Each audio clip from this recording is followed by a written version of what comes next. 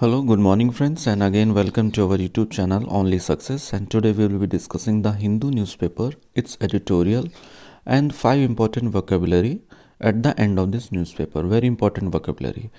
और फ्रेंड्स ये आज 17 जनवरी को हम लोग डिस्कस करने वाले हैं जो भी इम्पोर्टेंट न्यूज़ है। सिर्फ इम्पोर्टेंट न्यूज़ हम लोग डिस्कस करते हैं डेली, और सारी न्यूज़ बाय न्यूज़ सारी डिस्कस नहीं करते हैं। ओनली जो रिलेवेंट है, इम्पॉर्टेंट है, वही आर्टिकल्स हम लोग डिस्कस करते हैं। तो और इसके एंड में हम लोग 5 इम्पॉर्टेंट वोकेबलरी डिस्कस करते हैं। इसके बाद में इस न्यूज़पेपर और इस रिव्यू से related 5 important current affairs question segment हम लोग डिस्कस करते हैं, जिसका लिंक इस रिव्यू के डिस्क्रिप्शन में दे रखा है मैंने। आप लोग प्लीज़ इस रिव्यू को देखने के बाद उसका लिंक ज़रूर देखें, जिससे कि जो इम्पोर्टेंट क्विज़ का सेगमेंट है, इम्पोर्टेंट करंट अफेयर्स का, वो ईजिली आप लोग देख सकें। तो चलिए हम लोग शुरू करते हैं। इस चैनल को प्लीज़ लाइक, सब्सक्राइब और शेयर जल्दी से कर दीजिए, जिससे कि हमारा और हमारी टीम का मोटिवेशन बना रहे और आपको और अच्छे से अच्छा कंटेंट देने के लिए हम लोग और मोटिवेट रहें। चलिए अगला जो इम्पोर्टेंट न्यूज़ है, इम्पोर्टेंट फ्रंट पेज में बहुत ज़्यादा इम्पोर्टेंट न्यूज़ नहीं है एक्चुअली।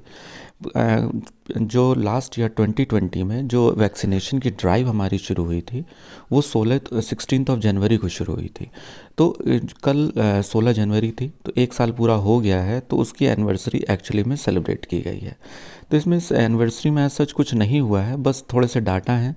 इसमें ये बताया गया है कि 1 साल में क्या क्या वैक्सीनेशन कवर हो गया है, कितने लोगों को 1 डोज़ मिली है, कितने लोगों को 2 डोज़ मिली है। तो बेसिकली वही है। ऊपर जो न्यूज़ है वो बस ये है कि एक संडे को कितने केसेस आए, 2,55,000। ये 40% इंक्रीज़ फ्रॉम प्रीवियस वीक में है। तो ये डेली जो पॉजिटिविटी रेट है वो दे रखा है। अब इसमें थोड़ा सा डाटा दे रखा है जो इम्पोर्टेंट नहीं है, बस अवेयरनेस के लिए है। तो आप लोग इसको थोड़ा सा देख लीजिए। Vaccination anniversary. Sunday marked the completion of 1 year since India started its vaccination campaign. As of Sunday, 89.4% of the eligible population has been vaccinated with at least 1 dose, while 64.4% have received both doses. ठीक है। अब इसके बाद में जो शुरू होता है ये थर्ड जनवरी से। इसमें जो बच्चों के लिए डोज शुरू हुई है 15 से लेके 17 एज ग्रुप को लेके, तो उसमें संडे को लगभग 46.5% ऑफ जो पॉपुलेशन है बच्चों की, 46.5, वो फर्स्ट डोज से वैक्सीनेट हो गई है। बस ये अवेयरनेस के लिए है, इसमें आपको नोट डाउन कुछ नहीं करना है।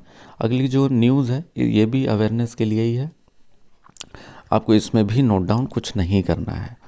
तो इसमें बस तमिलनाडु की जो पुलिस है वो प्रोब कर रही, जो जनरल हमारे सीडीएस थे, उनका जो हेलीकॉप्टर क्रैश हुआ था उससे रिलेटेड ही है जो प्रोब चल रही है, मतलब जांच चल रही है। ये जो वोकेबलरी हम लोगों ने कवर की थी, इनका जो हेलीकॉप्टर था M117 था। बस वही है, प्रोब चल रही है, इसमें नोट डाउन के लिए कुछ भी नहीं है। ये अगेन पॉलिटिकल न्यूज़ है। अच्छा, ये कुछ ऐसा है नहीं है बेसिकली, बस ये है कि जो पंजाब इलेक्शन है 14 फेब को, सारी पार्टीज़ मिलकर इलेक्शन है, प्रोपेगेंडा बना रहे हैं सारे। वो रविदास जयंती को लेके लोग ये अपील कर रहे हैं इलेक्शन कमीशन से, इसकी जो डेट है 14 फेब, उसको डिफ़र कर दिया, किसी और डेट इलेक्शन रखा जाए। अब अगली जो इम्पोर्टेंट न्यूज़ है बेसिकली जोकोविक को लेके है। जोकोविक बेसिकली टेनिस प्लेयर हैं, वो सर्बिया से हैं। सर्बिया ये वर्ल्ड के नंबर 1 टेनिस प्लेयर हैं। वैक्सीनेशन ना होने के कारण इनको ऑस्ट्रेलिया ने एंट्री के लिए बंद कर दिया। इन्होंने कोर्ट में अपील की थी कि ऐसा ना हो, पर ऐसा नहीं हुआ, और इनके जो कुल मिला के इनका डिपोर्टेशन के अगेंस्ट जो इनकी अपील थी कि डिपोर्ट ना किया जाए, वो कैंसिल हो गई है और इनको ऑस्ट्रेलिया में एंट्री के लिए मना कर दिया गया।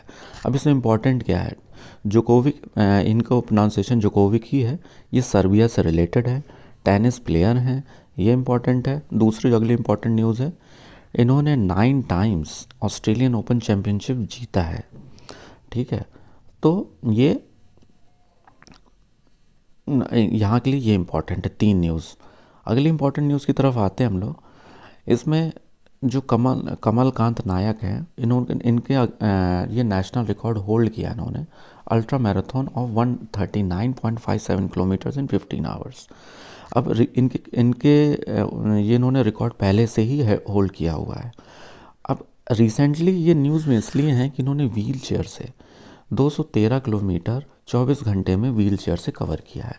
और अगर ये जो गिनीज़ वर्ल्ड रिकॉर्ड है, अगर इनको मान्यता मिलती है इस रिकॉर्ड के लिए, तो ये दुनिया के पहले ऐसे आदमी बन जाएंगे जिन्होंने इतना लंबा डिस्टेंस व्हील चेयर से कवर किया है। इससे पहले कि जो रिकॉर्ड जिसके नाम पे है वो 182.4 किलोमीटर अचीव किया है मारियो त्रिनेट ने, पुर्तगाल के हैं वो। तो इनका बेसिकली 182.4 किलोमीटर का रिकॉर्ड ऑलरेडी है।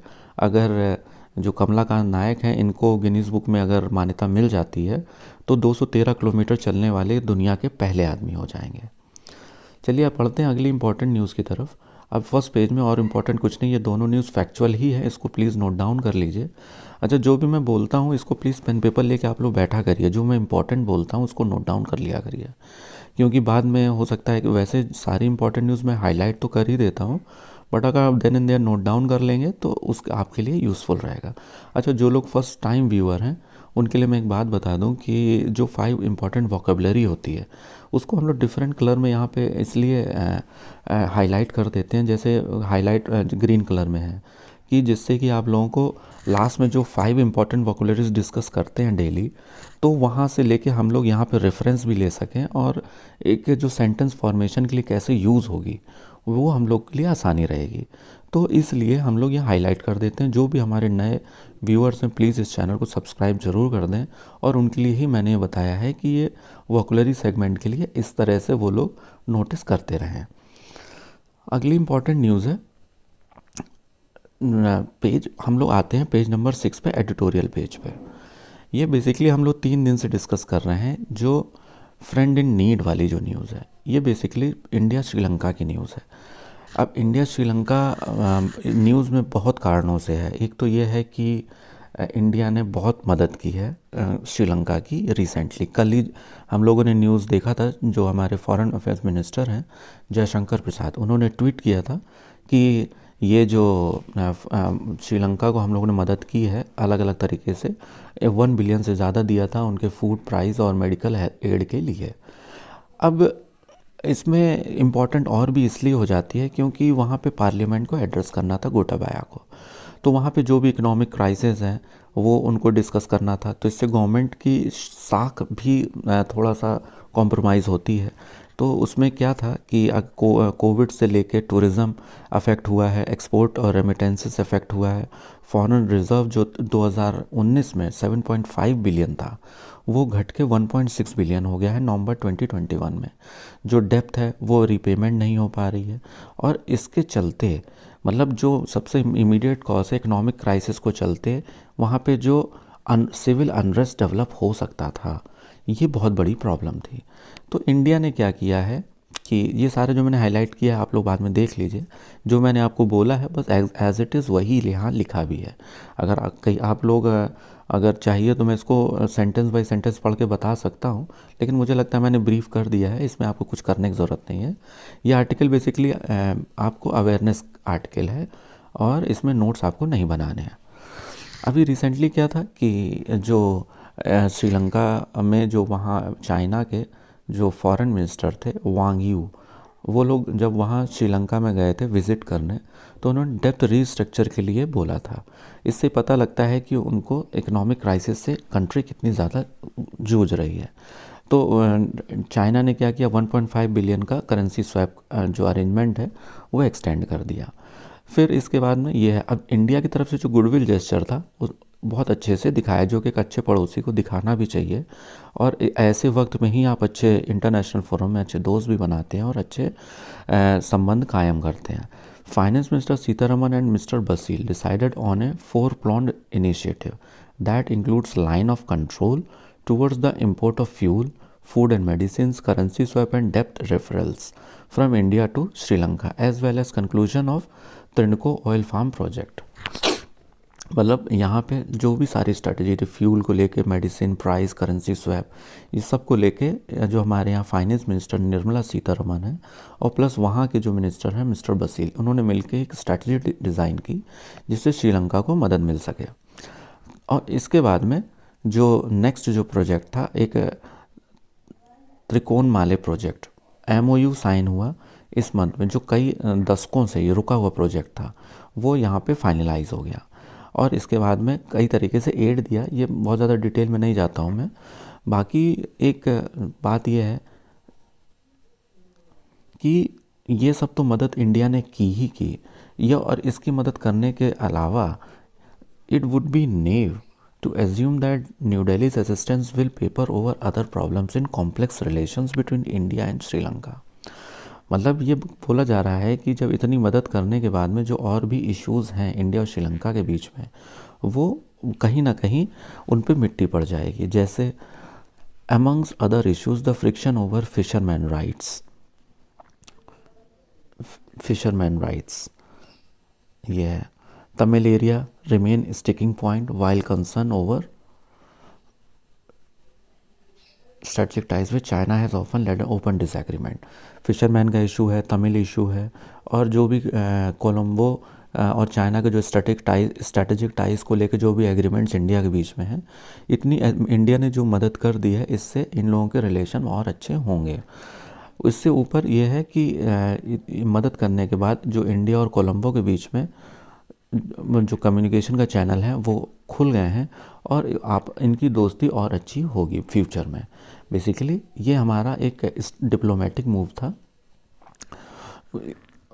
अगली इम्पॉर्टेंट तो नहीं है, बस एक आर्टिकल है। मुझे पहले लगा था कि ये मेट्रोपॉलिटन सिटी के लिए ओवरऑल इम्पॉर्टेंट रहेगा, बट ये प्रेजेंट कॉन्टेक्स्ट में जो चेन्नई फ्लड से रिलेटेड है, नॉर्थ ईस्ट मानसून को लेके, वहाँ पे जो ड्रेनेज हुआ है, जो भी हुआ है, तो मैंने इसको पूरा आर्टिकल पढ़ा, बट मुझे लगा कि ये बहुत ज़्यादा यूज़फुल नहीं होगा, और मतलब इसको आप रहने देते हैं। बट एक मोटा मोटा मैं ब्रीफ ये कर देता हूँ कि इसमें बस ये बोला गया है कि जो भी हमारे स्मार्ट सिटी प्रोजेक्ट्स हो रहे हैं, खाली टेक्नोलॉजी और वहाँ की फैसिलिटी पे ही हम लोग स्टिक ना करें, बल्कि वहाँ पे हम लोग ऐसा डेवलपमेंट करें जो लाइफ लॉन्ग हो। मतलब जैसे बाढ़ के आने से चीज़ें ना ख़राब हो जाएं। जैसे अब ये वाला लाइन हम लोग क्रक्स है, मतलब नीति आयोग ने रिपोर्ट एक पब्लिश की थी, reforms in urban planning capacity in India 2021। NITI Aayog cites the कोविड-19 pandemic as a revelatory movement that underscores the dire need for all cities to become healthy cities by 2030। अब climate impacts are certain to affect cities even more fundamentally and permanently.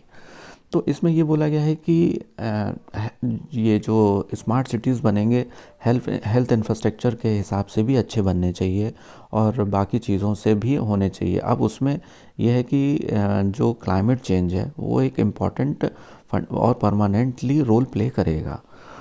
तो basically इसमें जैसे NITI Aayog recommends 500 priority city to be included, ये basically ये data बहुत ही scattered वे में दिया हुआ है।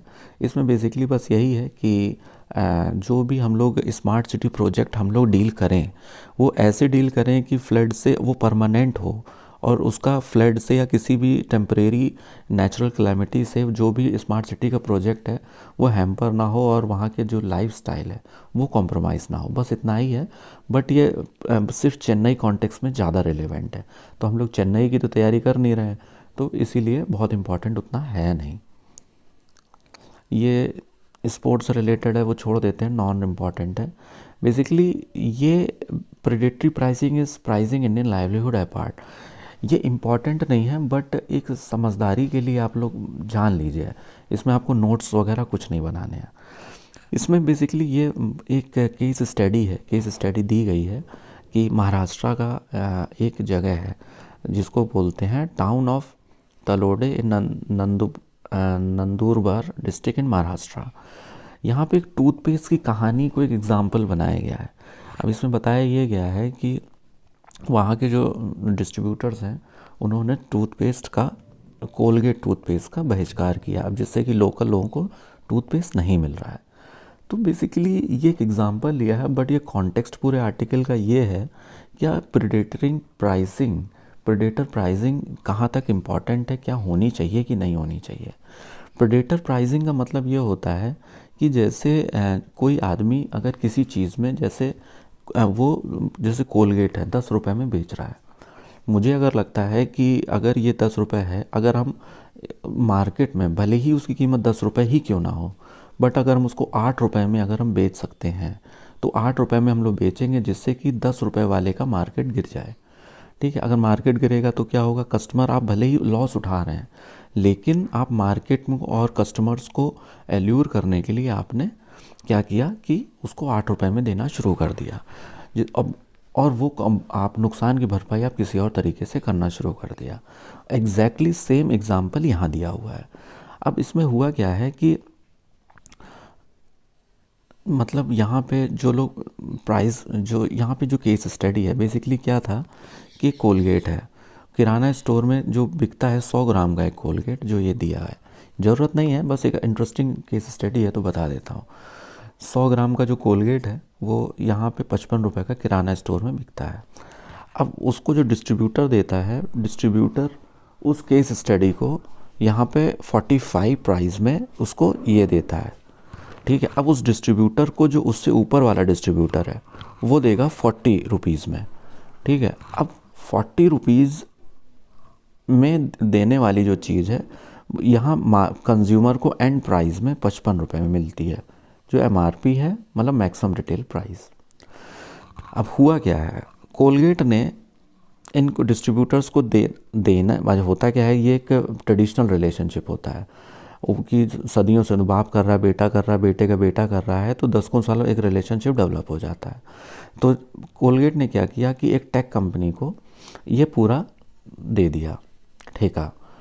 टेक कंपनी को ठेका देने क्या हुआ, जैसे एक ऐप है, मोबाइल ऐप, ये जो अंडरलाइन मैंने किया है, तो उसने क्या किया कि मोबाइल ऐप के थ्रू सभी जो भी शॉपकीपर्स किराना स्टोर हैं उनको इकट्ठा कर लिया, वहाँ से डायरेक्ट वो कोलगेट अपना ख़रीद सकते थे। तो जब डायरेक्ट कोलगेट ख़रीद रहे हैं जो किराना स्टोर वाले, तो बीच में जो भी डिस्ट्रीब्यूटर है उनका काम तो ख़त्म हो गया। अब दूसरी चीज़ ये है कि भाई डिस्ट्रीब्यूटर हैं क्यों ख़रीदेंगे, वो जो किराना स्टोर वाले, क्या रीज़न है कि वो वहाँ से अपना कोलगेट ऑनलाइन ही ख़रीदें। उसका सीधा सा कारण ये था कि सीधे सीधे ये जो प्राइसिंग है ये वो लोग सस्ता दे रहे हैं। मतलब अगर जो 55 रुपये की चीज़ मिल रही थी किसी भी दुकान वाले को, वो यहाँ पे डिस्ट्रीब्यूटर ने से लेने पे 55 की मिल रही थी, सॉरी किराना स्टोर वाले को, जब ऐप के थ्रू किराना स्टोर वाला ख़रीदेगा तो वो उसको 35 रुपये मिलेगी। ठीक है, तो जाहिर सी बात है किराना स्टोर वाला क्या करेगा, डिस्ट्रीब्यूटर से नहीं लेगा, डायरेक्ट जाके दुकान वाले उस ऐप से ख़रीद लेगा। अब क्या ऐप वाला जो दे रहा है तो उसने डिस्ट्रीब्यूटर काम तो ख़त्म कर दिया। ठीक है, निश्चित तौर पे कुछ मीडिएटरशिप या कुछ कमीशन खोरी तो कम हुई होगी, लेकिन क्या वाकई में 35 रुपये में बेच रहा है तो क्या इतनी प्राइस होगी उसकी, ऐसा नहीं है। उसने किया क्या है कि 35 रुपये में दे रहा है तो उसने जो भी लॉस होगा उसने लॉस अपनी तरफ अपने अंडर में रख लिया। किस लिए, दुकान एक ग्राहक बनाने के लिए, कस्टमर्स बेस तैयार करने के लिए और उनको लाइन ऑफ क्रेडिट देने के लिए। तो अब हुआ क्या, जितने डिस्ट्रीब्यूटर थे सब खत्म हो गए, ख़त्म होने लगे। अब इसमें क्या, unable to match search prices and facing the peril of losing business, India's distributor claim there are unfair practices and want manufacturers such as Colgate to stop supply goods to technology companies. तो ये अब distributor कह रहे हैं कि इस तरह की टेक्नोलॉजी कंपनी को सप्लाई देना बंद करना चाहिए। अब वो तो ठीक है, एक तो इसलिए वो लोग हड़ताल कर रहे हैं। अब सवाल ये आता है, ये क्रिएटिव डिसरप्शन है या नहीं है। Now innovations disrupting an existing process and rendering incumbents futile is generally a healthy process of creative destructions. अगर ये सिर्फ टेक्नोलॉजी की बात होती तब तो ठीक है, लेकिन भाई इनोवेटिव होना है, ऐड आपको ऐप के थ्रू बेच रहे हैं तब ठीक है, लेकिन आप एक पूल इकट्ठा करते हो पैसे का, 35 रुपये में आप बेच रहे हो, तो ये जो है क्रिएटिव डिस्ट्रक्शन है। ये एक अच्छी बात नहीं है, क्योंकि एक बाकायदा एक यहाँ पे एक सप्लाई चेन है, एक ऑलरेडी सारी चीज़ें, एक डिस्ट्रीब्यूटर है, चेन है, सप्लाई चेन है, उसके अकॉर्डिंग चल रही हैं। अब होता क्या है कि जब इतनी बड़ी कंपनीज़ होती हैं, ये क्या करती हैं, जब लॉस उठाती हैं, these technology companies bear a 15 to 20% loss on every Colgate toothpaste they sell to local store. मतलब हर टूथपेस्ट पे 15 से 20% लॉस उठा रहे हैं। They deliberately offer their product at a price lower than what it cost them to lure local stores. मतलब उनको पता है कि नुकसान हो रहा है, इसके बावजूद भी वो लोग ऐसा कर रहे हैं। They further they offer extensive credit terms and working capital to the local stores. फिर पैसा भी देने लग गए, पैसा भी लो इंटरेस्ट पे, आपको वर्किंग कैपिटल मिलने लगेगा। अब यहाँ flip side is that India's million of distributors and intermediates have no access to such finance. अब जो बेचारे जो छोटे मोटे डिस्ट्रीब्यूटर्स हैं, अब वो इतना रिस्क लेके तो बिज़नेस नहीं कर सकते ना।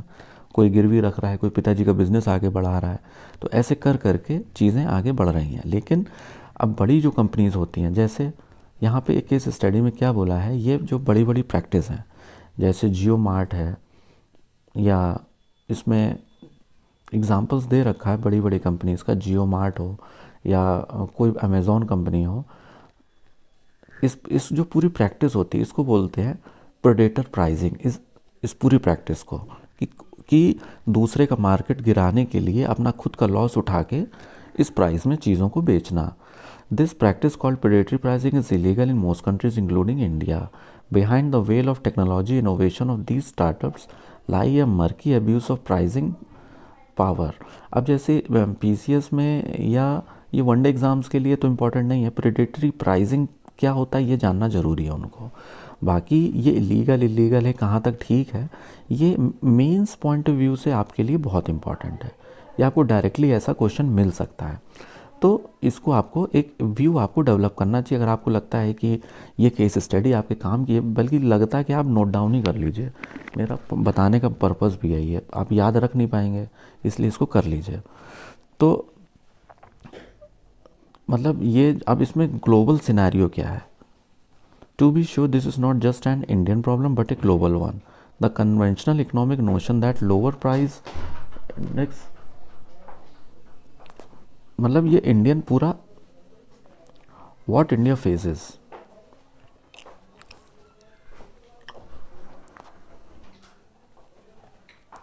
To be clear, this is not a Luddite argument against e-commerce or technological innovations. The issue is about illegal predatory pricing and abuse of pricing power by startups and big corporates through preferential access to foreign money by some estimates. मतलब ये illegal तो है ही, और ऐसा case study है कि जो बड़ी बड़ी कंपनीज़ हैं, जैसे जियो मार्ट है, इलीगल कंपनी है, ये सब बड़ी बड़ी कंपनी ये लॉस में चलती हैं। क्या करते हैं, प्रेडेटर प्राइसिंग के चक्कर में कोई 1000 करोड़ कोई 2000 करोड़ के लॉस में है। बस ये लोग मार्केट डेवलप करने के चक्कर में, बस अब इनके पास इतना बड़ा पूल है कि ये लोग ये मार्केट को इतना इनके पास एक्सेस है मनी का। बट ये छोटे डिस्ट्रीब्यूटर्स हैं, इनके पास एक्सेस तो है नहीं इतनी बड़ी मनी का, तो ये लोग बेचारे बेरोज़गार और हो जाते हैं और इनका पूरा काम ख़राब हो जाता है, इनको सर्वाइव करना भी मुश्किल हो जाता है। तो ये एकदम से ये प्रक्रिया बहुत ही ख़राब है, इसको बिल्कुल भी नहीं करना चाहिए।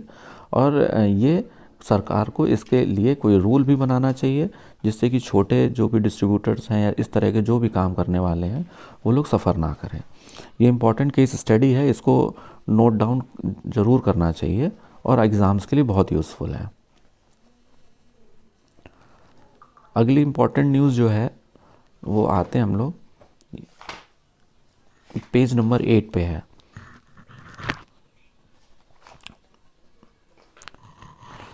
Centres response awaited on law और इंटरफेथ मैरिज।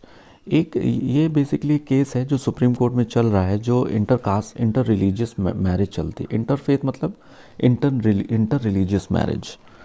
और इंटर रिलीजियस मैरिज में ये हुआ क्या था कि एक मतलब कहानी तो नहीं बताऊंगा, फालतू वेस्ट होगा टाइम।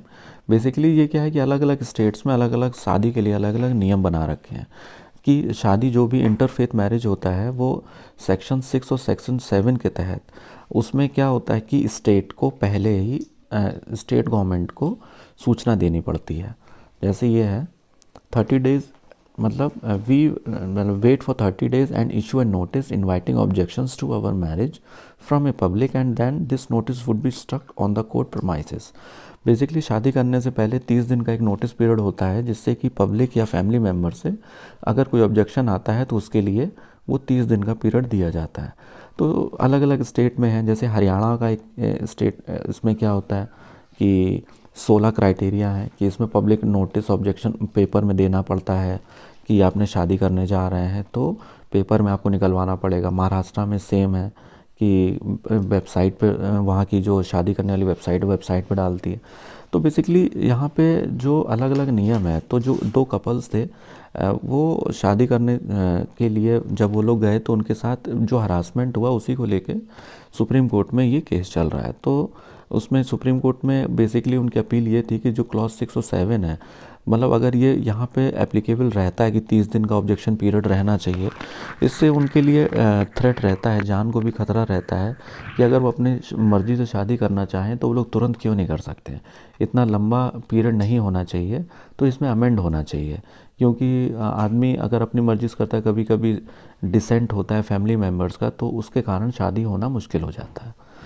अगली इम्पॉर्टेंट न्यूज़ पे आते हैं हम लोग। बेसिकली अच्छा, ये फ्रंट पेज में हम लोग डिस्कस कर चुके हैं। जो 14 ऑफ जो अप्रैल है, ये गुरु रविदास जयंती है, उसको लेके पंजाब पोस्ट को डिफ़र करने की बात चल रही है। अच्छा, ये एक इम्पॉर्टेंट न्यूज़ है। जो हमारे यूनियन हेल्थ मिनिस्टर है, कोवैक्सीन के नाम पे एक स्टैम्प को रिलीज़ करने की बात की गई है। तो ये हमारे जो कोवैक्सीन है, ये इंडियन बायोटेक कंपनी द्वारा बनाई वैक्सीन है। ये हमारा क्विज़ में भी कवर किया गया है, ये इम्पॉर्टेंट है क्विज़ के पॉइंट ऑफ व्यू से भी और फैक्चुअल पॉइंट ऑफ व्यू से। ये एक है, ये इम्पॉर्टेंट नहीं है, बस जानकारी के लिए है कि जो 26 जनवरी को ममता बनर्जी मतलब जो वेस्ट बंगाल से जो टेबल्यूज़ का मतलब होता है झांकी, जो टेबल्यूज़ 26 जनवरी को आने वाली थी, उसको अप्रूवल नहीं मिला है। तो वही ममता बनर्जी थोड़ा सा रोष है, गुस्सा प्रकट कर रही हैं, भाई क्यों नहीं किया। तो अगली इम्पॉर्टेंट जो न्यूज़ है वो ये हम लोगों ने कवर की हुई है क्विज़ वाले सेगमेंट में भी, आप लोग उसको भी इसको देख लेना है। जो विंटर जो ओलंपिक्स है उसमें जो बीजिंग में होने वाला था, अब ओमिक्रॉन के इन्फेक्शन को चलते हुए तो उस पर अब खतरे के बादल मंडराने लग गए हैं, क्योंकि अब बीजिंग में ओमिक्रॉन का पहला इन्फेक्शन रिपोर्ट किया गया है। तो अब देखते हैं कि अब इसमें क्या होता है, कि क्या इसको आगे ले जाएंगे कि नहीं ले जाएंगे, क्योंकि मे भी हो सकता है कि और भी स्पोर्ट्स की चलते इसको भी छोड़ दिया जाए, विंटर ओलंपिक्स को भी। देखते हैं, खैर सेफ्टी इज़ द फर्स्ट। अब इसमें फिर से कोरोना को लेके है, मेरे ख्याल से कोरोना की न्यूज़ बहुत ज़्यादा हो रही हैं, इसको सारी न्यूज़ को डिस्कस करना इंपॉर्टेंट नहीं है, जितनी इंपॉर्टेंट होगी वही डिस्कस करेंगे। अब इसमें the efficiency of zero Covid strategies, the zero Covid strategies is predicated on A series of measures including continuing stringent restriction on international travel. मतलब ये है कि ज़ीरो कोविड स्ट्रेटजी क्या हो सकती है, बस उतना ही है यहाँ पे कि मतलब कॉन्टैक्ट ट्रेसिंग करना है, मास टेस्टिंग करना है, टारगेटेड लॉकडाउन होना चाहिए, क्वारंटीन ऑफ क्लोज कांटेक्ट होना चाहिए। वही है जो आप लोग पहले और दूसरे लॉकडाउन में जो सफ़र कर चुके हैं, बस उतना ही है और कुछ नहीं है। और अच्छा, ये साइंस एंड टेक से रिलेटेड न्यूज़ है, ये साइंस एंड टेक वाले पोर्शन के लिए भी इम्पॉर्टेंट है और जितने भी और एग्ज़ाम्स हैं उनके लिए भी इम्पॉर्टेंट है। Web3 a vision for the future. ये Web3 है क्या बेसिकली? Web3, ये वेब का मतलब होता है www जो हम लोग करते हैं, तो ये वर्ल्ड वाइड वेब इसका फुल फॉर्म होता है। तो अभी तक Web 1 और Web 2 चल रहा था, लेकिन रिसेंटली अभी Web 3 कॉन्सेप्ट में आ गया है। अब ये है क्या Web 3? तो अगर Web 3 हम लोगों को समझना है तो सबसे पहले हम लोगों को ये पता होना चाहिए कि Web 1 और Web 2 है क्या एग्जैक्टली। अगर ये पता होगा तो ही हम लोग आगे समझ पाएंगे। What do we need to know version in use to understand Web 3? We should start with Web 1 and Web 2। Basically जो Web 1 है ये 1989 में शुरू हुआ था, ठीक है। ये है क्या Web 1 में क्या होता है कि इंटरनेट ही मान लो आप, कि it was still a close environment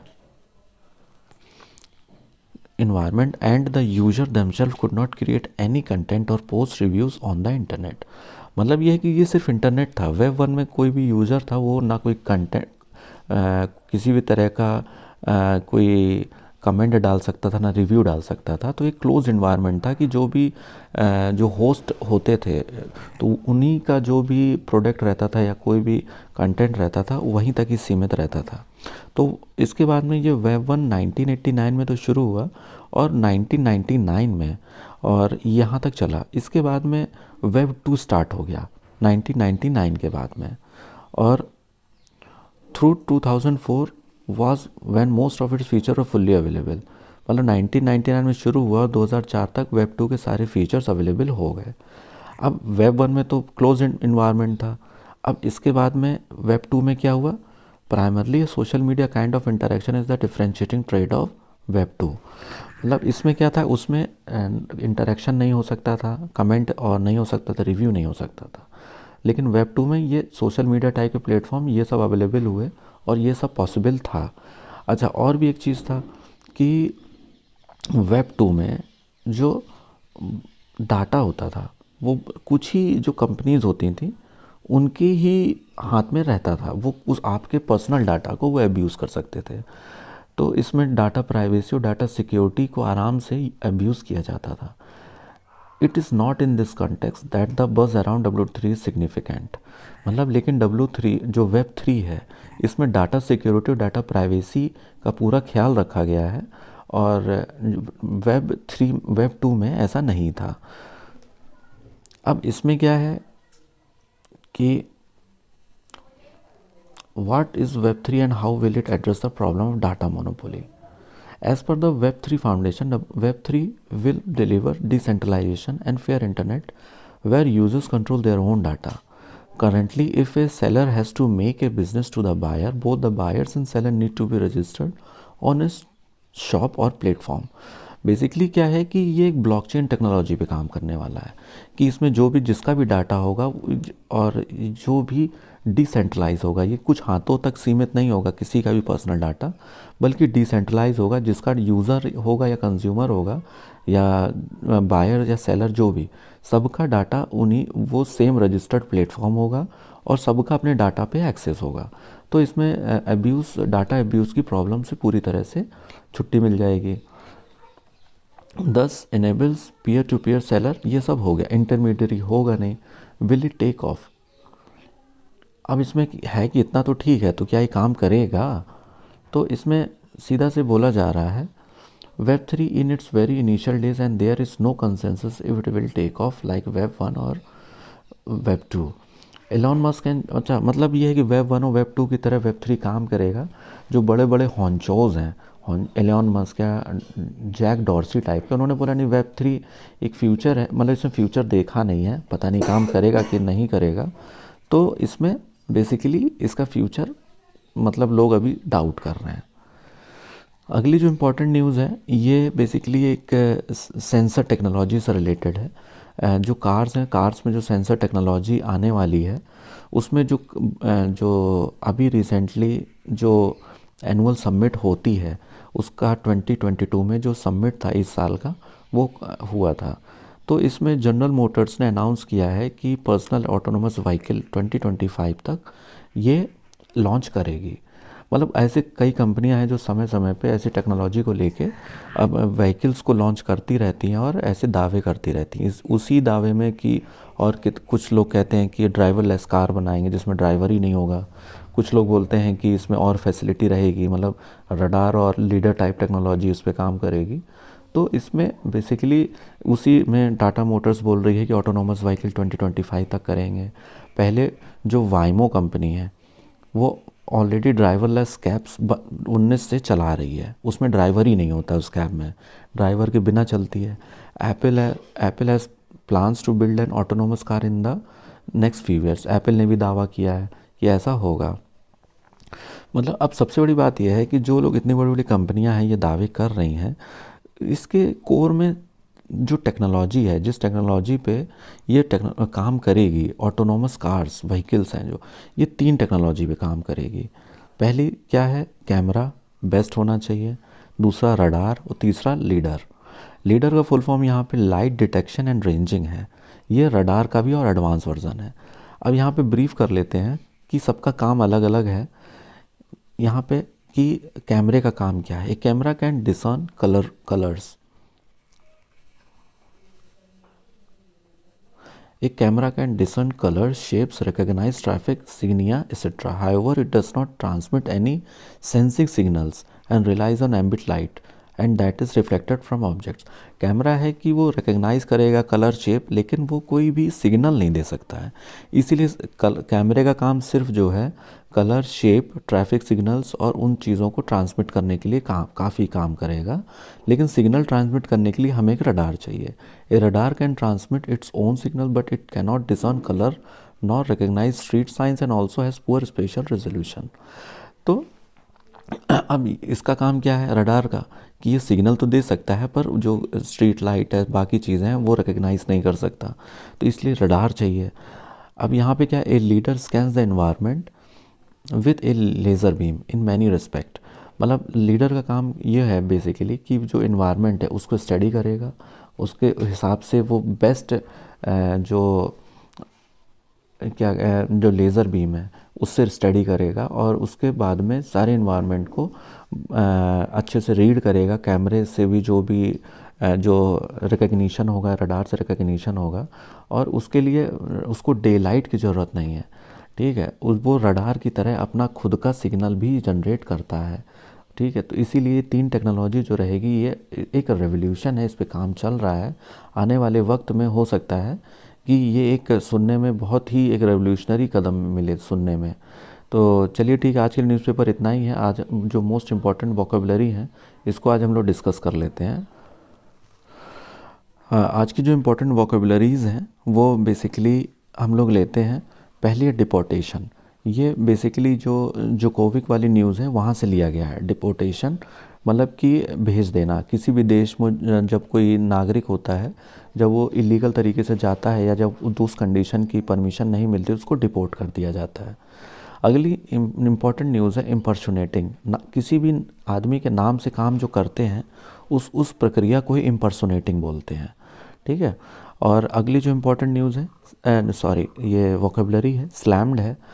slammed का मतलब होता है जैसे मतलब पटकना। जैसे हम लोग कहीं जाते हैं, दरवाजे को ज़ोर से पटक देते हैं तो उसको स्लैम्ड बोलते हैं, स्लैमिंग ऑफ डोर, ठीक है। इसको एक दूसरा मतलब ये भी होता है कि गुस्सा करना या डांटना, पर जिस कॉन्टेक्स्ट से हम लोगों ने उठाया है इसको पटकना ज़्यादा अप्रोप्रिएट है वहाँ पे।